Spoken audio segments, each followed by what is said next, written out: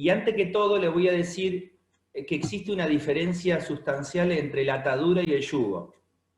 La atadura, desde el punto de vista espiritual, es un evento o una situación que se va repitiendo en el tiempo y eso tiene mi aprobación consciente o inconsciente.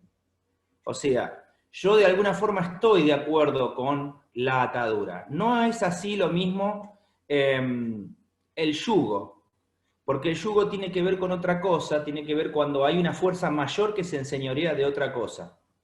Entendiendo esto, vamos entonces a Marcos capítulo 5 y comenzamos con la lectura. Dice lo siguiente: viniendo al otro lado del mar, a la región de los Gadarenos, y cuando salió él de la barca, enseguida vino a su encuentro de los sepulcros un hombre con un espíritu inmundo, que tenía su morada en los sepulcros, y que nadie podía atarle ni aun con cadenas, porque muchas veces había sido atado con grillos y cadenas, mas las cadenas habían sido hechas pedazos por él y desmenuzados los grillos, y nadie le podía dominar. Hagamos hincapié en esta expresión: y nadie le podía dominar. Y siempre de día y de noche andaba dando voces en los montes y en los sepulcros, e hiriéndose con piedras. Hagamos hincapié en la palabra hiriéndose a sí mismo, ¿no? Con piedras. Cuando vio, pues, a Jesús desde lejos, corrió y se arrodilló a él. Una actitud curiosa en un endemoniado, ir a la autoridad y arrodillarse. Si usted se pone a pensar, es como raro, ¿no? Y clamando a gran voz, versículo 7, dijo: ¿qué tienes conmigo, Jesús, Hijo del Dios Altísimo? Te pido, te conjuro ahí, significa te juro por, o te pido bajo juramento, que no me atormentes. 8. Porque le decía: sal de ese hombre, espíritu inmundo. Y le preguntó: ¿cómo te llamas? Y respondió diciendo: Legión me llamo, porque somos muchos. Y le rogaba mucho que no los enviase fuera de aquella región. Esto tiene que ver con la territorialidad de los espíritus que trabajan. Estaba allí, cerca del monte, un gran hato de cerdos paciendo, y le rogaron todos los demonios, diciendo: envíanos a los cerdos para que entremos en ellos. Y luego Jesús les dio permiso, y saliendo aquellos espíritus inmundos entraron en los cerdos, los cuales eran como 2000, y el hato se precipitó en el mar por un despeñadero, en el mar se ahogaron. 14. Y los que apacentaban los cerdos huyeron y dieron aviso a la ciudad y en los campos, y salieron a ver qué era aquello que había sucedido. Pareció una actitud evangelística, pero vamos a ver que no es eso. Miren, salieron a los campos, salieron por los pueblos, a las ciudades, diciendo: hay alguien que está echando demonios. Y pensaríamos que era algo bueno para invitar a gente. No. Vienen a Jesús y ven al que había sido atormentado del demonio, que había tenido la legión, sentado, vestido y en su juicio cabal. Noten estas tres descripciones: sentado, vestido y en su juicio cabal. Y tuvieron miedo.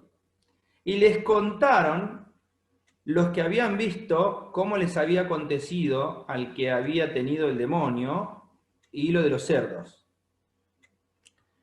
Y comenzaron a rogarle que se fuera de sus contornos. Miren, acá ya la peculiaridad humana. Comenzaron a pedirle a este ser que estaba libertando a la persona que se vaya de la región. Y comenzaron a rogarle que se fuera de sus contornos. Al entrar él en la barca, el que había estado endemoniado le rogaba que le dejase estar con él. Pero Jesús no se lo permitió, sino que le dijo: vete a tu casa. Note esto: a tu casa, hay un orden jerárquico, a los tuyos, y cuéntales cuán grandes cosas ha hecho Dios contigo, y luego cómo ha tenido de ti misericordia. Es un orden jerárquico de liberación esto que le está dando el Señor acá. Y se fue y comenzó a publicar en Decápolis cuál grande cosas había hecho Jesús, y todos se maravillaron.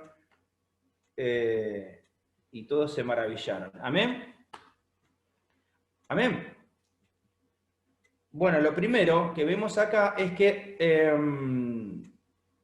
una cosa es cuando la persona recibe a Cristo, lo que se rompe es la legalidad y la autoridad demoníaca para oprimirlo si la persona no lo quiere. Nosotros a veces estamos equivocados con un concepto y decimos, mira, Pepito recibió a Cristo y ya está para siempre, pero Pepito no comienza un proceso de liberación. Entonces, si bien los yugos se pueden romper, las ataduras siguen estando. Porque la diferencia entre yugo y atadura es que el yugo es una práctica, entendamos que esto es espiritual, no estamos hablando de, obviamente, materialmente, pero son prácticas repetidas o estados que vuelven y siguen estando en la persona, pero esta vez, una vez después del encuentro con la espiritualidad, la persona tiene que poner de su parte para que esto siga atándolo en sí, que no es como el yugo que Cristo lo rompe cuando se recibe al Señor Jesucristo. Entonces, una cosa que no tenemos que confundir es salvación con liberación. El gran problema de mucha gente en estos días, que son creyentes y no creyentes, es que confunden salvación con liberación. Entonces, de hecho, Shua, salvación, y Geulá, liberación. No tiene nada que ver esto en el idioma original. Entonces la gente dice, yo recibí a Cristo hace 14 años, y muchas veces no lo saben y siguen teniendo ataduras demoníacas internas. ¿Y cómo puede ser? Si yo recibí a Cristo, si yo hago el devocional, si yo leo la Biblia. Entonces ya vamos a ver cómo algunas actitudes correctas no están implicando que la persona esté libre. Primero, una persona no va a estar libre si no está en un proceso consciente de liberación. La liberación del Gadareno no comenzó hasta que él voluntariamente se puso bajo el efecto liberador de Jesucristo. Y vamos a anotar un par de cosas aquí. Fíjense que en el versículo 2 estaba ¿dónde? En los sepulcros. Los sepulcros es una zona donde se entierran los muertos, obviamente. Entonces te das cuenta, la primera característica de una persona, y esta, si le tuviésemos que poner un título a la palabra de hoy, serían los 7 pasos de la liberación. Los 7 pasos de la liberación, que son 7 pasos jerárquicos. Número 1, miren la característica de esta persona que estaba siendo oprimida por espíritus. Número 1, no le gustaban las características de la vida, se iba a los cementerios. Característica del cementerio, aislado, por supuesto. No estaba teniendo una vida multiplicada vincular. No estaba creciendo con sus hermanos. Por eso yo festejo y celebro tanto cuando se reúnen los hermanos como corresponde, ya sea para leer la palabra, para servir, para orar. Eso es un signo de que están ejerciendo liberación hacia el otro y hacia sí mismo. El versículo 2 dice que ellos estaban en los sepulcros, carencia de vida. Te voy a recordar lo que dice la biología cuando define vida. Vida es algo, es el proceso mediante el cual se nace, se crece, se reproduce y se muere. ¿Está bien? Entonces, nacimiento. Muchas veces nosotros creemos que la vida es la persona que nace solamente. Y quiero decirte una cosa. Cuando la persona recibe a Cristo, se le ilumina cuál es el proyecto que Dios tiene para él, que se llama diseño profético. Pero no te olvides que también el adversario y las tinieblas también tienen un diseño con la persona, que la Biblia le llama estratagemas. Imagínate una persona que se convierte a Cristo, que tiene que tener su mirada en el reino de Dios y en las cosas de Dios, y es eclipsada de alguna forma por algún pecado, por alguna persona, como Pablo lo vivió en Tesalónica y que dijo, ¿quién os fascinó para que tan rápido hayáis desistido al camino de la verdad? Entonces vemos, mirá, se convirtió en una persona, puede experimentar el poder del reino de Dios, la comunión con los hermanos. Esa persona desaparece porque queda atrapada en alguna modificación del trabajo, en alguna cuestión almática que quedó enredada, en alguna cuestión, vaya a saber de qué índole, del pasado, y ahí se pone de manifiesto cómo esta persona puede haber sido una persona que se acercó a la salvación, pero no está siendo redimida, porque el mal mueve su maquinaria, igual que el bien, por favor, esto lo tenemos que entender, ¿no? Entonces, este muchacho estaba en los sepulcros porque los sepulcros no tienen características de vida. Nadie nace en un sepulcro, en el sepulcro no se crece y en el sepulcro no se reproduce. Entonces, mucho cuidado con la cosmovisión de decir, bueno, yo sigo al Señor, pero estoy igual, al menos no caigo. Hermano, lo normal, como lo dijo un gran eclesiólogo hace un tiempo atrás, y lo dijo Luis Palau también a esto, dice, la iglesia, el creyente no tiene que hacer nada para crecer. Lo repito, el creyente no tiene que hacer nada para crecer. Si no está creciendo es porque hay algo que está haciendo para no crecer, porque la cosa natural de un creyente es crecer. Pero fíjense, mientras vamos admitiendo a otros hermanos, pero fíjense la actitud de este muchacho de ir a los sepulcros. ¿Por qué? Porque en los sepulcros está la característica adversa de la vida. El nacimiento no está. Entonces, este muchacho estaba en los sepulcros porque le hacía ruido la vida. ¿Sí? Porque no podía crecer y no quería crecer. Mucho ojo, tenemos que ser muy claros y saber si estamos creciendo o estamos patinando en el mismo lugar del cementerio. Y nadie se sienta mal, pero tenemos que ser realistas, hermanos, ¿sí? La verdad no es cruda, es liberadora siempre. Entonces, de esta manera, vemos los conceptos. Primero, estaba en ese lugar, en el lugar del cementerio, que estamos viendo el demoniado gadareno, para los que llegaron luego. En el cementerio no se nace, no se crece y no se reproduce. Y acá está una cosa. Yo estaba diciéndole, estaba asesorando a un ministro de una congregación hace unos días atrás, y le decía, cuando tus ministros, una sugerencia que me pidió él, le digo, cuando tus ministros compartan la palabra, no solamente observes que lo que digan sea bueno, sino observad desde qué espíritu te lo dicen. Porque la Biblia dice examinad los espíritus. Vos ves a la muchachita en Hechos capítulo 17 que venía diciendo, esta muchachita que venía en Grecia diciendo, allá están los apóstoles, vayan en el imperio romano, en el imperio griego, ¿no? Una zona del imperio griego, decía, allá están los apóstoles, ellos son los que tienen el camino de la salvación, ellos te predican de la verdad. La palabra exacta era perfecta, no había error doctrinal en esa muchacha, pero lo estaba diciendo desde un espíritu de hechicería y de adivinación. ¿Te das cuenta? Tremendo. Entonces, examinarlo, por eso la Biblia dice, examinaos a vosotros mismos para ver si estáis en la emuná, en la fe. Entonces, si yo estoy en la emuná, el sepulcro no es mi lugar. Me va a gustar la vinculación, me va a gustar el ver el nacimiento de una nueva alma. Voy a festejar porque me enteré que en la casa de Eugenia se convirtió una persona, porque en la casa de Jonathan se convirtió otra persona. ¿Te das cuenta? Pero no solamente eso. La vida se reproduce, todo lo que está vivo se reproduce. Si no, no existiría. Entonces nos lleva al segundo nivel de liberación, el hecho de decir, tengo que estar enrolado en un ejercicio de poder reproducir esas cosas que Dios me ha dado en otras personas. La pregunta es, ¿a quién estamos discipulando? ¿A quién estamos enseñando? Y si no lo estamos haciendo, no podemos perder tiempo, menos en estos tiempos. Puede ser que hayamos dejado nuestra alma viviendo cerca de un cementerio, tenemos que sacarla de ahí. Nuestra alma es para el reino de Dios, no es para ningún cementerio. Y este muchacho estaba en el sepulcro, ¿te das cuenta? Donde no se nace, no hay nuevos nacimientos. Por eso la pregunta es, ¿hace cuánto que no llevaste a los pies de Cristo a alguien, hermano? Nos hacemos esta pregunta.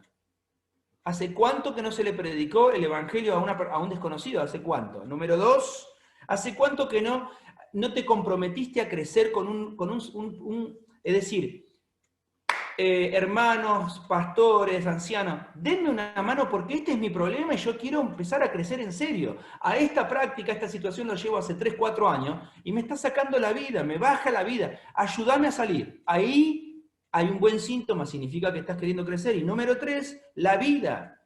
Vos también impartir vida a otros.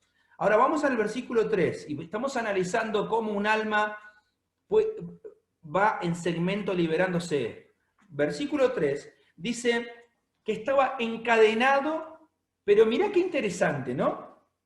No lo podían dominar, el versículo 4, el versículo 3 y el 4, dice lo siguiente, que tenía su morada en los sepulcros y nadie podía atarle, y el 4, porque muchas veces había sido atado con grillos y cadenas, más las cadenas habían sido hechas pedazos, y desmenuzados los grillos y nadie le podía dominar. Escuchá Acá encontrás una persona esclava a la libertad. Porque él estaba atado haciendo lo que quería. Mirá qué extraña atadura. Cuando nosotros vemos las ataduras, muchas veces, y vamos recibiendo a otros hermanos que ya están llegando, bueno, cuando hablamos de personas que están atadas bajo alguna influencia espiritual, normalmente creemos que los atados no pueden hacer. Pero yo te quiero mostrar lo inverso en esta noche. Atados que hacen y no pueden dejar de hacer. Ojo con eso. Estaba un empresario en Uruguay una vez, un hombre con una depresión muy grande, que había sido un gran empresario, y estábamos compartiendo el evangelio, y dijo, yo no puedo parar, te juro que ya no puedo parar. Entonces, como están los atados que no pueden hacer, están los atados que no pueden parar también. Entonces este muchacho, fíjate qué interesante el versículo 4, dice, nadie me domina. Yo te quiero con una mano en el corazón decir esto. ¿Vos te diste cuenta la fama que tiene esa expresión hoy en día, cómo la gente lo busca? A mí nadie me domina, a mí nadie me tiene que decir, yo estoy en un momento de mi vida donde yo quiero hacer todo lo que yo quiera. Bueno, la Biblia a eso le llama atado y endemoniado. Nosotros tenemos un poco hollywoodense la idea del atado y el endemoniado, que es una persona que está ahí, que se está arrancando los pelos. No, no, no. Si la persona no puede ejercer el diseño que Dios tiene para su vida, no está explotando los dones y los talentos que Dios se los dio y se los va a pedir cuenta, directamente es una persona que está esclavizada a su propia voluntad, que lo va a llevar de acá para allá, hasta que un día esa nafta, ¡boom!, se apague y la persona no sepa qué es lo que va a hacer. Este muchacho, el versículo 3 y 4, te dice que está encadenado a su voluntad, no está quieto. ¿No te parece extraña la atadura de alguien que no puede estar quieto? Perdón, que alguien que no puede estar quieto. ¿Te das cuenta? La atadura de este muchacho era una atadura reactiva. No podía contemplar, no podía meditar, no podía entender. Y yo no te estoy diciendo que la inacción libera de los demonios, porque la inacción puede ser otra forma de atadura. Pero el hacer sin un propósito, sin un norte y sin un objetivo también suele ser muchas veces un síntoma del tema de hoy, que significa cuando la persona fue salva pero no fue liberada. No comenzó procesos escalonados de liberación. La expresión era, fíjate en el versículo 4, lo vuelvo a repetir, y nadie lo podía dominar. ¿Vos sabés que en esta sociedad a alguien que nadie lo pueda dominar le llama libre y la Biblia le llama endemoniado? Tremendo, una perla tenés ahí. Nuestra sociedad al que nadie lo puede dominar hoy le llama libre y la Biblia le llama endemoniado. Hace un tiempo atrás estaba queriendo hacer un viaje de una forma, con unas características.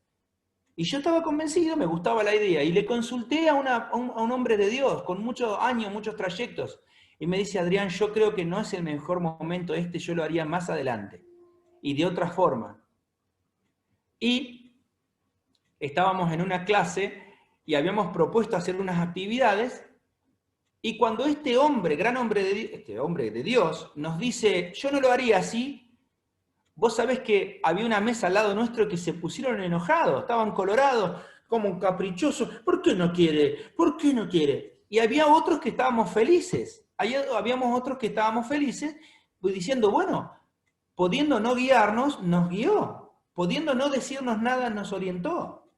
¿Te das cuenta? El engaño sutil del que yo hago lo que quiero significa estar libre, cuando en realidad el versículo 4 dice, nadie le podía dominar y iba de aquí para allá y estaba endemoniado, ¿te das cuenta?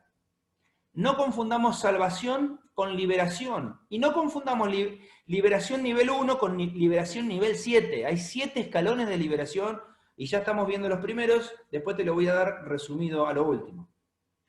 Versículo 5, daba voces,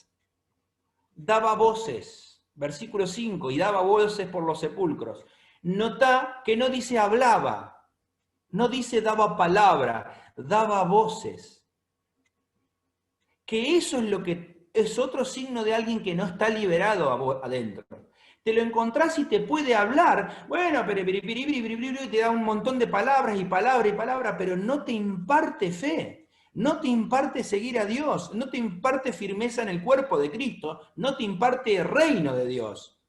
Ojo, cuando hablamos de reino, algunas personas creen que es el mejor auto, los mejores viajes, las mejores empresas. El reino de Dios significa tenerlo a Dios como rey. Y Dios nos ve en nuestras 10 áreas básicas de vida que están representadas en los 10 mandamientos.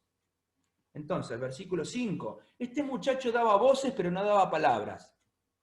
¿Te pasó alguna vez pasar una tarde, un rato con alguien que da voces, pero no hay palabras? Pero pará, ¿y si la voz contiene versículos, siguen siendo voces? Porque la palabra, dice la Biblia, es viva. Por eso Pablo dijo, la letra mata. Claro, cuando la letra sale de una boca que no está en conexión con la vida de Dios, te va a soltar el versículo, pero no te va a soltar el poder de Dios. Por eso necesitamos examinarnos a nosotros mismos y decir, Padre, dame vida, cargame de vida para que lo que yo hable tenga vida. Segundo punto, vamos avanzando. Versículo 6, dice sumisión pero no sujeción. Fíjate que el muchacho salió corriendo y se arrodilló ante Jesús. Una persona normal diría, mirá cómo se sujeta, mirá qué sumiso, qué endemoniado. Pero dos segundos después le dice, le muestra realmente cómo estaba su mente. No estaba redimida esa mente. Este muchacho tuvo el reflejo de correr hacia Jesús y se arrodilló. Uno diría, mirá, se convirtió. Pero no entendemos la diferencia entre sujeción y sumisión. Hermanos, sujeción, Pedro dijo, aún los demonios se nos sujetan. Claro, le dijo el Señor, pero no se alegren de que los demonios se los sujeten, sino que tu nombre esté en el libro de la vida. Eso significa sumisión. O sea, sujeción significa, bueno, porque es una autoridad y hay que hacerle caso porque es la autoridad. Y bueno, hay que hacerle caso porque es la autoridad. Sumisión es cuando de corazón deseo que esa impartición me afecte y me cambie. El placer de poder seguir a nuestros maestros espirituales. Y lo dice un ser humano que no soy de mucha edad y por eso disfruto mucho cuando sigo a estos hombres de Dios, porque esto es así. Versículo 6, corrió y se arrodilló. Alguien diría, qué lindo, cómo que sumiso. No, estaba sujeto porque había poder nomás. ¿Te das cuenta? Nuestra unión como creyentes no puede estar solamente basada en la cuestión del poder. Dame una palabra para que me des poder. Orá esto para poder. No. Ayúdame a cambiar tiene que ser nuestro objetivo. Versículo 7, te voy a mostrar otro síntoma. La autoridad le duele. Versículo 7. Fíjate que primero salió corriendo y se arrodilló, pero luego le dijo, ¿qué te pasa conmigo, hijo de David? ¿Me viniste a atormentar? Y vas a ver personas que cuando uno le marca una forma distinta de hacer las cosas, entran en una crisis. Si cuando a vos una autoridad te marca algo, entras en una crisis y tu alma reaccionó, te puedo decir que esa parte no está siendo manejada por el Espíritu Santo. Confundió la autoridad con opresión. Este tema lo hemos dado el año pasado, creo, o bueno, hace muchos meses atrás lo hemos dado.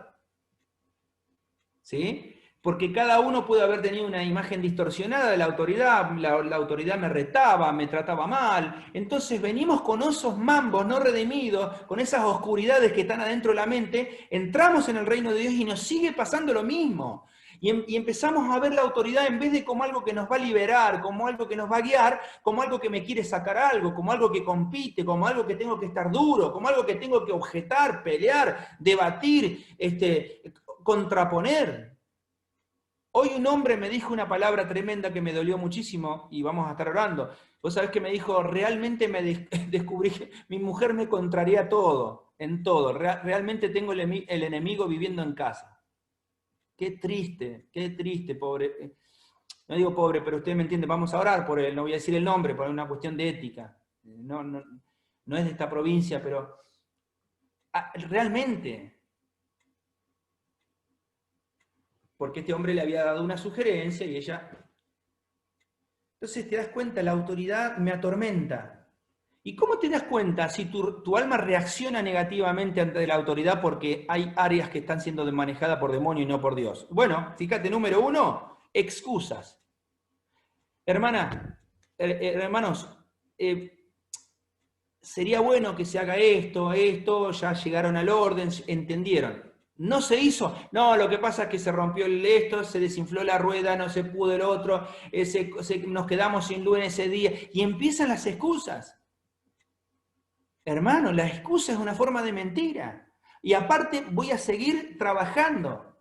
Hoy le decía a una persona, no te excuses por la otra persona porque le estás propendiendo toda la atadura que de por sí ya está trabajando ahí. ¿Te das cuenta? Y usamos la palabra, ¿no? La excusa. Después,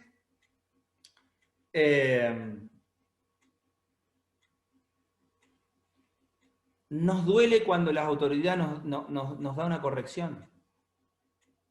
¿Te das cuenta? Este muchacho estaba en un nivel muy básico, ni estaba liberado, estaba recién convirtiéndose.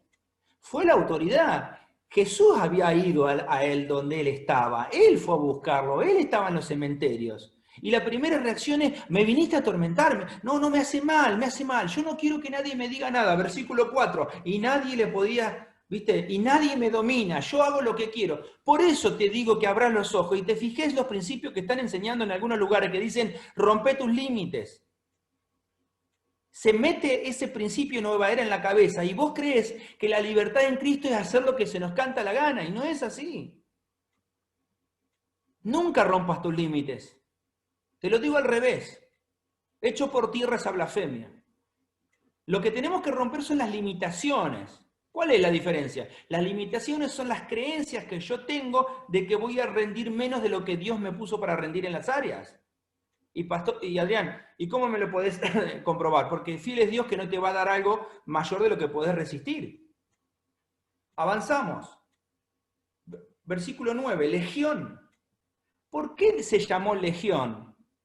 Y vos ya sabés, nuestra lucha es contra principados, gobernadores, principado, potestades, gobernadores y huestes. La palabra hueste se traduce en griego como legión.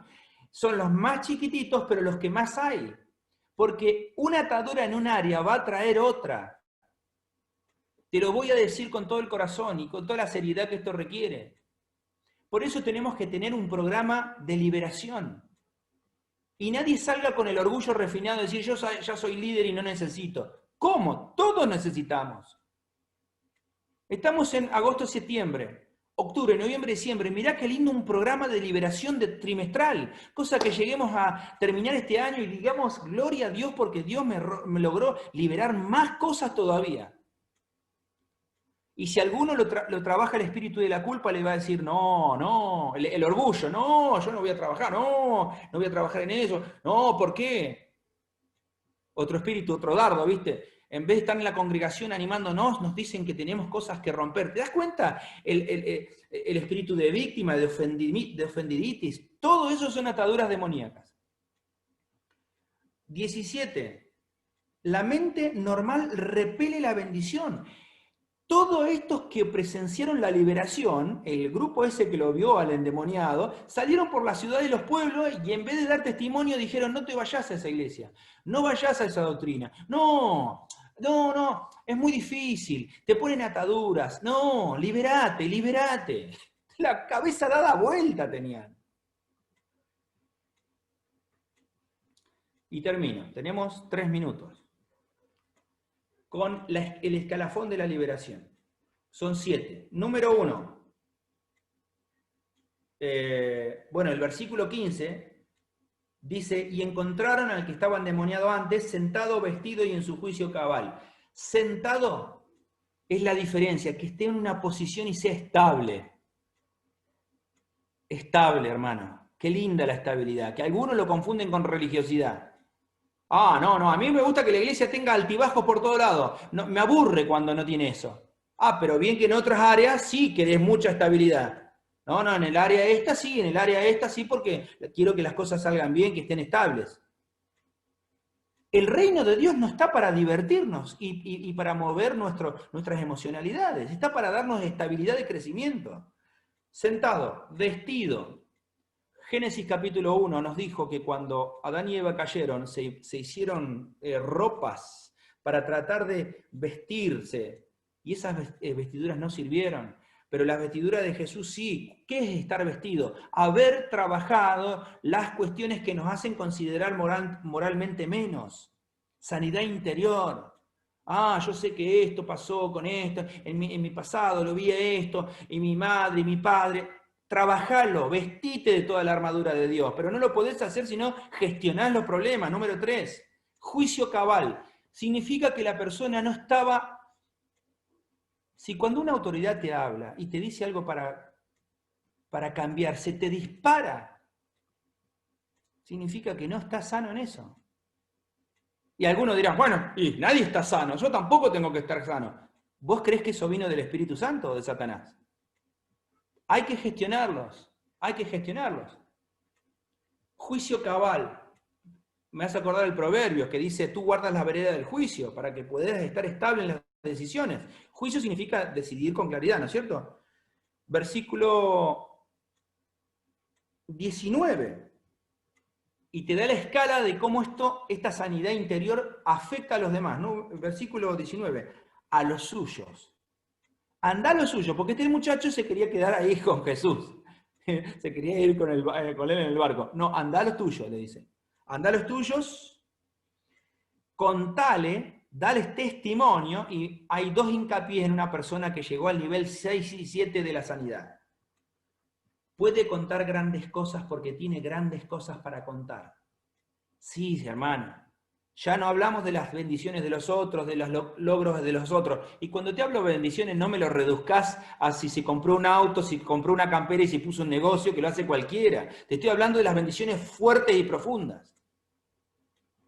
Y lo último, ve y cuenta cuánta rajem, misericordia ha tenido de ti. Ahí tenés los 7 escalafones, ¿te das cuenta? Sentado, vestido en su juicio cabal, a los suyos, dándole testimonio, hablando de la grandeza que Dios está haciendo y expresando la misericordia que Dios tiene para con todos.